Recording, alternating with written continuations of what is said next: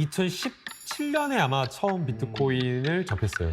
그래서 그때 처음에 이더리움에 투자를 했었고요. 이더리움에 제가 투자를 했을 때가 8천만 원을 42만 원에 투자를 했는데 와 폭락을 거의 한 70% 하더라고요. 아, 12만 원까지. 2010. 근데 또 이게 금방 또 회복을 해가지고 여름에 42만 원을 회복해가지고 46만 원, 48만 원.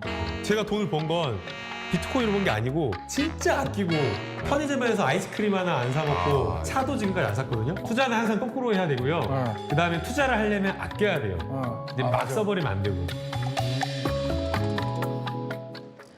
네, 이번 주제부터 같이 하실 정혁진 변호사, 박상규 채널A 개건 해설위원 모셨습니다. 안녕하십니까? 네.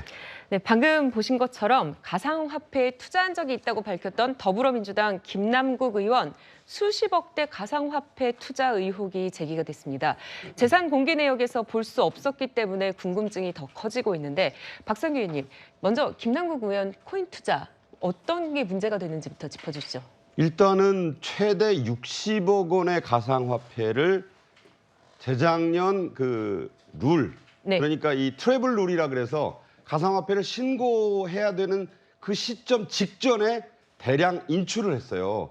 그러니까 이 직전이라는 시점이 참 묘하다. 네. 그리고 재산 신고가 전혀 안 돼 있는, 물론 본인은 법조인답게 이건 대상이 아니기 때문에 안 한 걸 가지고 왜 안 했다고 하면 내가 뭐라 예. 그러느냐 그렇죠. 이렇게 해명을 하고 있습니다만 김남국 의원이요, 나중에 얘기 나오겠지만 뭐 일각에서는 거짓 코스프레라고 할 만큼 본인은 모텔 가서도 보좌관하고 셋이서 방 하나 썼다, 뭐 연애 비법을 전수한다, 텅텅 계좌가 비었다. 이 최대 60억 원의 가상화폐를 인출한 바로 그 뒤 시점에 이런 얘기를 하면서 후원금 계좌를 모았어요. 그래서 그 후원금이 당시에 1위입니다. 3억 3,014만 원이라는 300명의 의원들 가운데 가장 많은 후원금을 또 모았어요. 네. 이런 걸 보면서 많은 분들이 나도 돈 냈는데 김남국 의원이 그렇게 돈이 많은 사람이었어? 자, 그리고 문제는요. 그 60억 원을 주식을 자기가 매각해서 이 자금을 마련한 거다 그랬는데 본인의 재산신고 목록에 나온 LG 디스플레이 주식은 그대로 있어요. 그 무슨 주식을 샀다. 물론 의무는 아닙니다만 그 많은 돈을 만들려면은 뭔가 종잣돈이 있어야 되는데 이 종잣돈은 뭐라는 얘기도 안 하고 뭔 주식을 팔았다는 얘기도 안 하고 규모도 안 밝히고 현역 의원이 아니고 젊은 변호사 김남국 씨가 그랬다면 투자 성공 사례로 우리가 좀 뭐 강의라도 해달라고 할 판이지만 이것은 상당히 많은 국민들에게 의혹이 꼬리를 무는 그런 사건이다 이렇게 볼 수 있겠습니다. 네, 김남국 의원 가상화폐 금융실명제 시행 직전에 처분했다라고 방금 얘기가 나왔는데요. 정혁진 변호사님, 그런데 이걸 금융정보분석원에서 또 이상거래로 분류해서 수사기관에 통보했다라는 얘기도 있네요. 뭐가 이상했던 걸까요? 그러니까 그 코인이 언제 네. 들어왔냐면 작년 1, 2월 달에 대량으로 유입이 됐대요. 네. 그러니까 뭐 한 60억 어치가 들어왔다는 이야기죠.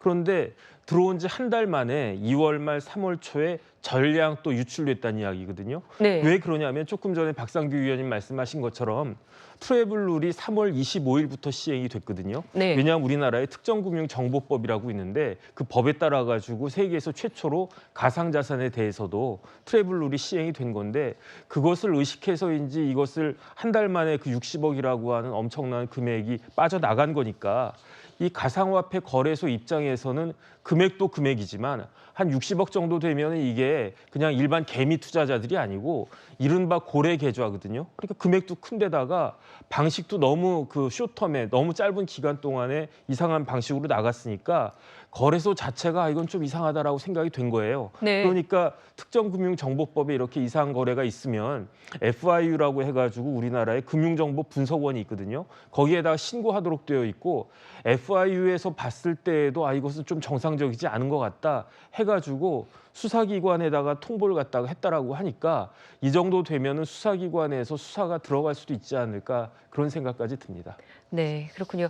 최 교수님, 그런데 이와 관련해서 또 김 의원은 입장을 내놨어요. 네, 김남국 의원은 뭐라고 얘기하냐면 네. 코인은 전부 자기가 갖고 있던 주식을 판매한 그 돈으로 투자를 했다고 얘기를 하고 있고요. 네. 또 그 투자도 추적이 가능한 실명 전자주소로만 투자를 했기 때문에 문제가 없다고 얘기를 하고 있고 가상화폐는 재산 공개 대상이 아니기 때문에 공개를 안 한 거지 일부러 은닉하려고 공개 안 한 건 아니다. 그래서 명백한 허위 사실이라고 얘기를 하고 있고요. 네. 하나 더 얘기하면 이제 민감한 개인 정보, 그리고 가상화폐 보유 수량이 유출된 과정에 위법성이 있다라고 주장을 하면서 네. 반발하고 있습니다. 네, 여기에 또 이해충돌 논란도 일고 있습니다. 가상화폐를 갖고 있으면서 가상자산의 과세를 유예하는 법안을 2건이나 발의한 건데요. 관련해서 이런 얘기도 했습니다.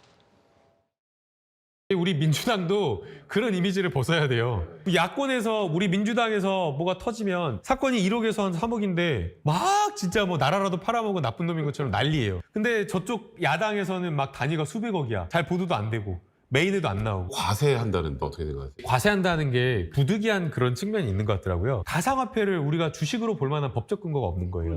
그러면 그냥 이거는 물건을 양도한 양도 차익으로 보는 거예요. 그러다 보니까 과세가 이렇게 세게 좀 되는 것 같더라고요. 그러니까요. 너무 이렇게 세게 과세하니까 그러한 어떤 감정적인 부분에 있어서 합리적인 그 국민들의 의견을 들어서 과세할 필요는 있지 않을까 이렇게 생각을 하고 있어요. 네, 김남국 의원 지난 2021년 5월과 7월 가상자산 관련 법안을 연달아서 공동 발의를 했습니다. 정혁진 변호사님, 이 법안 본회의 통과했지만 현재는 유예된 상태인 거죠? 그러니까 제일 문제가 되는 게 소득세법인데요. 네. 소득세법의 기본 원리는 소득이 있는 곳에 과세가 있다. 예. 그런데 우리나라는 조세 법률주의이기 때문에 세금을 부과하려면 반드시 법적 근거가 있어야 되는 거거든요.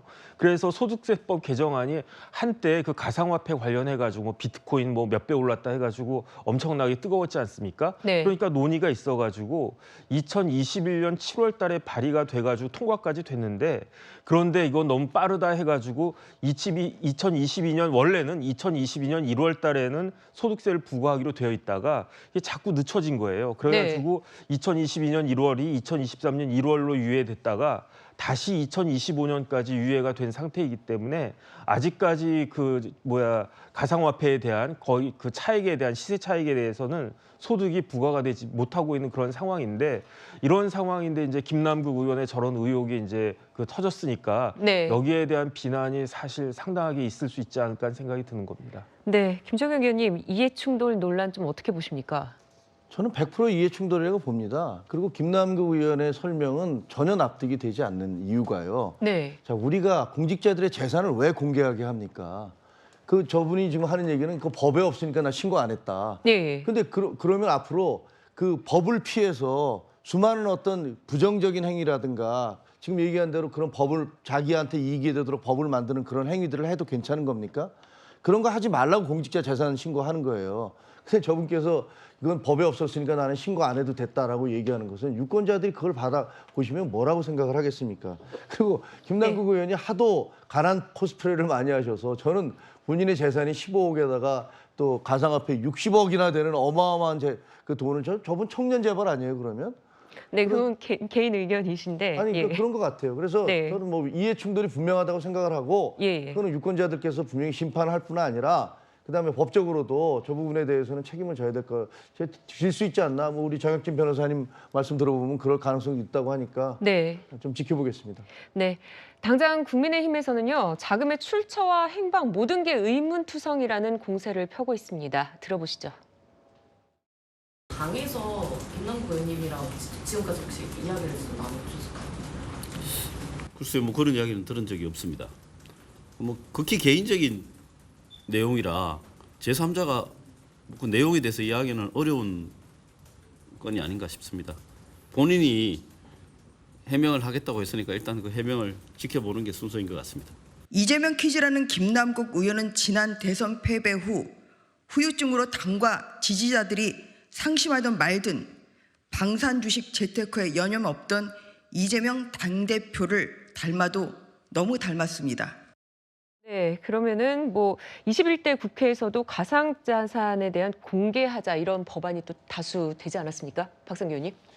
권도영 씨 잘 아실 거예요. 네. 이 몬테네그로에서 잡힐 때 특정 부위에 USB 저장 장치가 나왔습니다. 어디라고 말씀드릴 수는 없지만 아무튼 그 안에 모든 게 있는 거예요.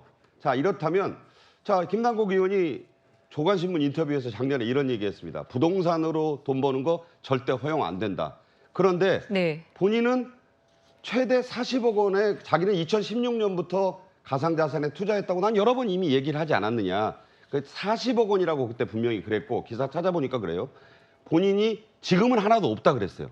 그러면 현금화했다면 현금으로 신고를 했어야 되는 것이고 공직자윤리법 위반이 되는 겁니다. 아니면 USB 저장 장치 형태로 가지고 있다는 얘기가 될 수도 있어요. 근데 이건 재산신고 대상이 아니니까 지금도 나 할 의무가 없다. 법적 의무가 아니다. 이렇게 얘기를 하지만 국민들은 60억이든 40억이든 어마어마한 돈이 있으면 어쨌든 밝혀야 될 거 아니냐. 지금 이 시점쯤에는. 자, 미국에서는요.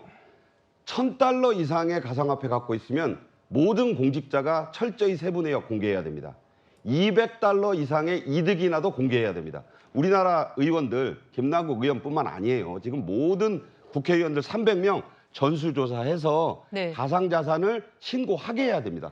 국민들 24시간 열리는 그 마켓에서 지금 거래를 하는 게 가상자산 엄연한 재산입니다. 그런데 골프장 회원권, 사우나 회원권, 부인 귀걸이, 목걸이까지 신고하는 나라에서 가상자산은 법의 예외로 둔다? 이것은 입법에 맞지 않다고 봐요. 그래서 지금 여당이 탓이다, 야당 탓이다. 지금 미적거리면서 계류만 하고 있는데 이번 사건 계기로 수사는 물론 수사대로 해야 되죠. 공직자윤리법 위반, 이해충돌방지법 소지가 있는지 김남국 의원 수사는 수사대로 하더라도 여야 의원, 공직자, 일정 직급 이상의 공직자의 가상자산, 부인, 직계, 존비속 다 신고하는 법안을 빨리 마련해서 해야지 국민들 박탈감만 더 키울 뿐이다. 이번 사태가 그런 교훈을 준다고 봅니다. 네. 이번에는 민주당 전당대회 돈봉투 의혹 사건 관련으로 가보겠습니다. 의혹에 연루된 윤관석, 이성만 의원이 탈당하자마자 검찰에서는 소환 조사 시기를 조율하고 있습니다. 또 돈봉투 살포 의혹의 중심에 있는 강래구 한국감사협회장에 대해서는 구속영장을 재청구했습니다. 정혁진 변호사님, 첫 번째 영장 기각되고 2주 만에 재청구를 한 거죠? 그러니까 영장이 기각된 게 4월 21일이었거든요. 네. 그런데 엊그제죠, 5월 4일. 어제가 이제 그거 노는 날이었으니까 예. 그 재청구를 갖다 한 거예요. 그러니까 거의 한 2주 만에 재청구를 갖다가 했는데 그런데 새롭게 밝혀진 사실이 검찰에서는 강래구 씨가 모든 혐의를 쭉 부인했었는데 지난번 4월 21일 날 영장 실질 심사했을 때는 강래구 씨가 돈봉투 전달에 관여했다라고 하는 것을 시인했다라고 그랬거든요. 네. 그럼에도 불구하고 영장이 왜 기각이 됐느냐? 그때 이제 그 영장 법원이 재판부가 뭐라고 이야기를 했냐면 증거인멸을 단정하기 어렵다라고 했단 말이에요. 그런데 증거인멸 단정이 어렵다라고 한 말은 형사소송법에 나와 있는 개념이 아닙니다. 네. 형사소송법에는 어떻게 되어 있냐면요. 증거인멸에 우려가 있으면 영장이 발부가 될 수 있는 거로 되어 있거든요. 그렇다라고 하면 단정이 어렵다라고 하는 것과 우려가 있다라고 하는 것이 무슨 차이가 있을까? 제가 곰곰이 생각을 해보니까 증거인멸의 가능성을 놓고 볼 때 우려가 있다라고 하면 한 50%만 있어도 우려가 있는 거 아니겠습니까? 그런데 증거인멸 단정이 어렵다라고 하면 한 8, 90%는 이 사람이 증거인멸할 것이다라고 생각이 돼야 증거인멸의 그 우려가 있다라고 단정하기 어렵다라고 보는 건데 그렇다고 했을 때 지난번 재판부에서는 너무나 이제 그 증거인멸에 대해서 너무 좁게 판단을 한 것이 아닌가 그런 생각이 들어가지고요. 이제 연휴 다 끝나고 5월 8일 날 영장 실질 심사가 이루어진다라고 했는데 네. 검찰에서는 법리적으로 이런 이야기를 갖다가 하지 않을까 싶고 이제 우려가 있으면 되지 단정하기 어려울 정도까지는 되지 않는다. 그다음에 실질적으로는 여러 가지 그 강래구 씨 관련된 새로 드러난 그 정황이나 그런 것들을 그 이야기할 것 같고 그렇게 되면은 이번에는 그 강래구 씨에 대해서 구속영장이 발부될 확률이 지난번보다는 훨씬 더 높아지지 않을까 하는 생각이 듭니다. 네, 이와 관련해서 송영길 전 민주당 대표 지난 월요일 검찰에 스스로 출두했지만 그냥 돌아왔습니다. 송 전 대표 입장 들어보시죠. 범죄 혐의가 있으면 수사해야지요. 그러나 일부가 나서서 일부 언론과 야합하여 송영길을 표적 삼아 정치적 기획 수사에 올인하고 있습니다. 해도 너무하면 안 됩니다. 물급 필반 과요 불급입니다. 서울중앙지검 공안 일부로 이 사건을 이첩해 공정하고 신속한 수사를 해줄 것을 촉구하는 바입니다. 범불 5년입니다. 비겁하게 살지 않겠습니다. 그런 사람 대신 저 송영길을 구속시켜 주시기를 바랍니다. 네, 최준봉 교수님. 네. 송 전 대표는 왜 공안부 수사를 주장한 걸까요? 왜냐면요, 이게 2008년도에 한나라당 당시 전당대 돈봉투 사건이 있었거든요. 그 사건을 예전에 공안부에서 했었어요. 네. 지금은 이제 공공수사부로 이름이 바뀌었는데 지금 네. 현재 근데 송영길 전 대표 관련된 이런 수사는 지금 현재 반부패 범죄수사부인데 이게 예전에 특수부거든요. 그러니까 특수부에서 왜 하냐? 공안부로 넘겨라 이렇게 얘기하는 건데 아마 이제 송 전 대표 입장은 특수부가 이제 이걸 어느 정도 뭐랄까 정치적 어떤 계산이나 정치적인 이유 때문에 일정 부분 좀 검찰의 수사가 다른 방향으로 가지 않나 이런 불만을 제기한 것 같고요. 네. 또 하나 이제 문제를 제기했던 것은 이제 이정근 전 사무부총장의 녹취록이 있기 시작이 됐지 않습니까? 근데 원래 처음에 이정근 사무부총장을 조사할 때는 본인의 알선수재 관련된 개인 비리를 출발했다가 녹취록이 나오고 그러다 보니 그걸 가지고 계속 타고 가는 것이 별건 수사가 아니냐. 이런 주장을 하고 있고 본인의 네. 주장은 또 이런 주장까지 하고 있어요. 그렇게 그러니까 수집된 증거는 재판에 쓸 수 없다. 즉 불법적으로 수집된 증거다라고 주장하고 있기 때문에 본인은 지금의 검찰의 수사가 정치적인 이유와 목적을 가지고 이루어지고 있다. 이렇게 지금 비판을 하고 있는 거죠. 네, 그런데 정혁준 변호사님, 송 전 대표가 검찰에 휴대폰을 제출했는데 초기화된 상태의 휴대폰을 제출했다고 해요. 이거는 좀 어떤 의미입니까? 그거는 증거 인멸이죠. 네. 왜냐하면 휴대폰에 여러 가지 범죄와 관련된 증거가 있을 수 있는데 그것을 포맷해가지고 없앴다라고 하는 게 그거야말로 이제 증거 인멸죄인데 그런데 우리나라의 형법은 증거 인멸죄를 다른 사람의 형사 사건과 관련해서 증거를 인멸했을 때만 처벌하는 거거든요. 네. 왜냐하면 범죄자가 자기 자신의 그 범죄와 관련된 증거를 없애는 거는 숨기는 거는 그건 당연한 거거든요. 인간의 본성이에요. 인지상정이기 때문에 그런 건 처벌하지 않는다라고 형법에 규정이 되어 있으니까. 그러니까 송영길 대표가 깡통 휴대폰을 냈다고 해도 그것 자체가 형법상의 증거인멸죄는 아니지만 증거인멸 행위는 되는 거죠. 그렇기 때문에 처벌받지는 않겠지만 의심받기에 딱 좋은 행동을 못하러 저렇게 했을까 하는 생각이 들고요. 네. 그다음 조금 전에 본 것처럼 송영길 대표가 본인이 뭐 이렇게 선제적으로 나가가지고 검찰청에서 저렇게 열변을 토하는 것이 저런 것이 당당한 게 아니고 핸드폰이 있으면 그 핸드폰 있는 그대로 제출하는 것이 그것이 오히려 법적으로는 훨씬 더 당당한 일이었는데 반대가 된 것 같습니다. 네, 이번에는 이재명 대표 관련해서 얘기를 나눠보겠습니다. 오는 11일부터 이 대표 대장동 재판이 시작이 됩니다.